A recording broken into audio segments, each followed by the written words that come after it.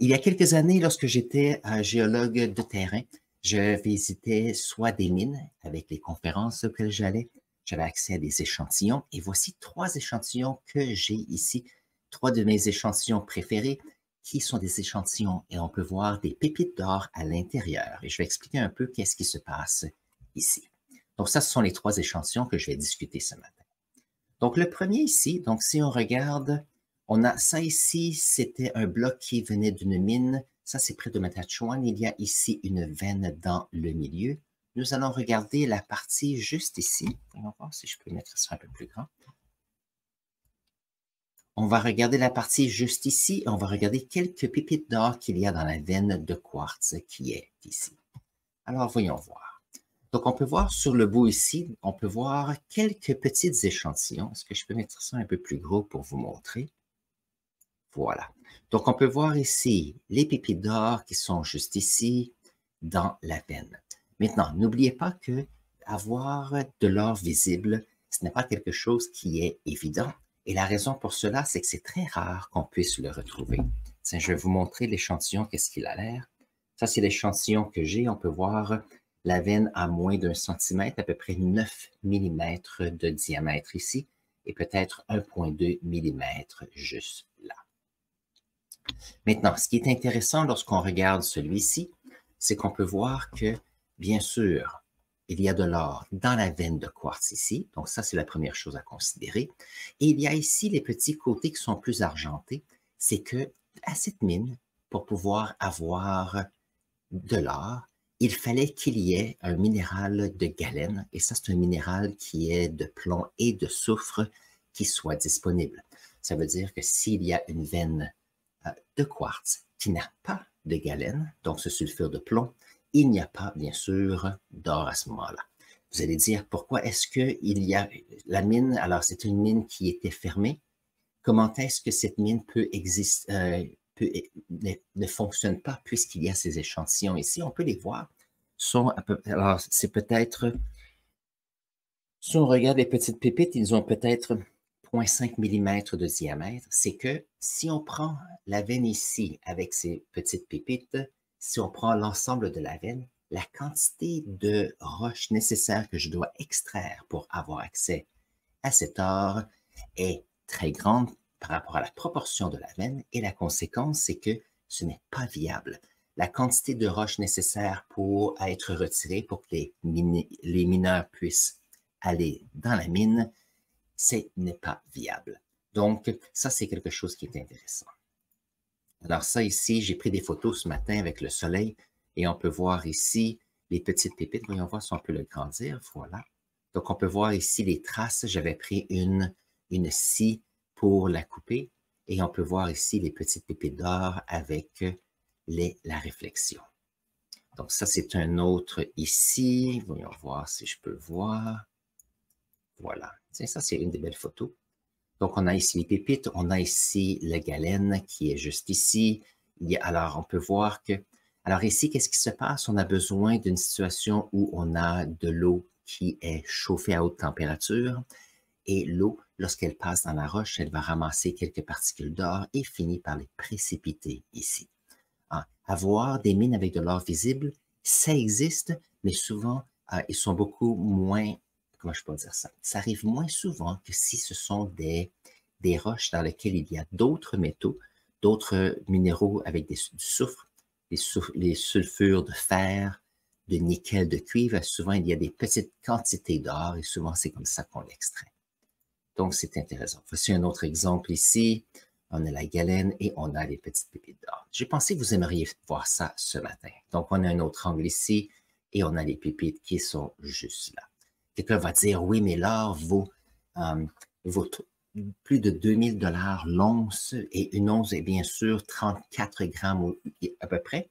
Mais ça ici, on a des fractions de grammes. Donc, c'est des fractions. C'est peut-être, je ne sais pas si c'est quelques dollars. Mais ici, c'est plus intéressant d'avoir l'or à l'intérieur de la roche et c'est ça qui rend celle-ci intéressante. Voilà. Tiens, ça, je pense que ça, c'est la galène. Ça, ce n'est pas la galène. Ça, ici, c'est de la pyrite. J'ai fait une erreur tout à l'heure. C'est de la pyrite qui est à l'intérieur ici. Donc, J'avais vu qu'il y avait souvent de la pyrite dans certaines veines, mais s'il n'y avait pas de galène, qui est d'un gris foncé, à ce moment-là, il n'y avait pas d'or. Voyons voir si on peut regarder l'autre exemple.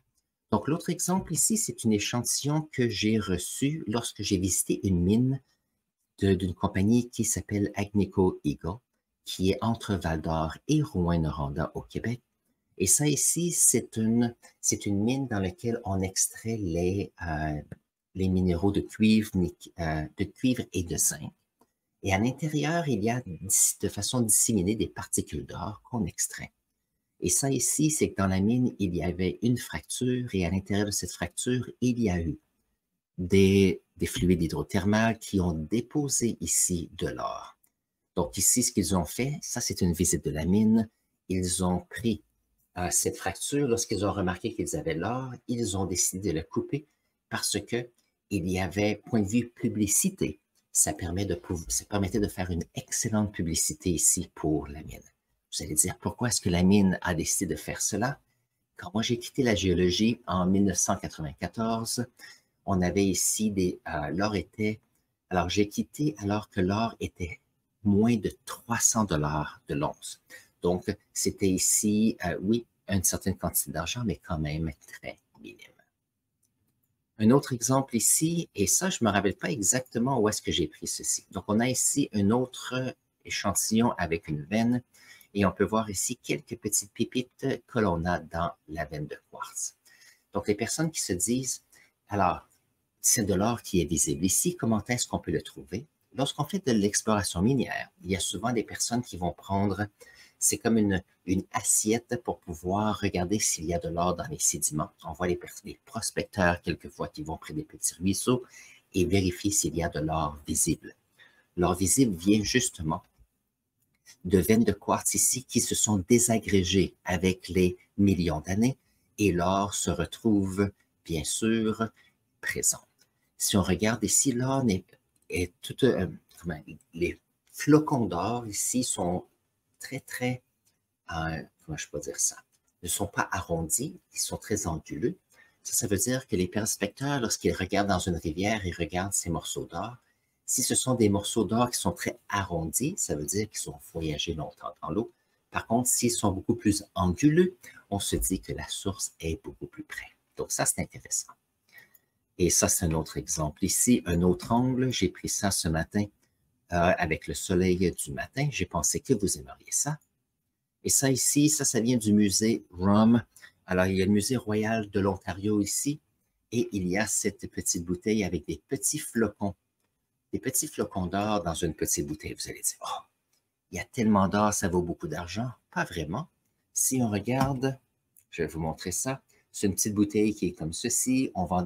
J'ai acheté ça il y a très longtemps dans le magasin des souvenirs.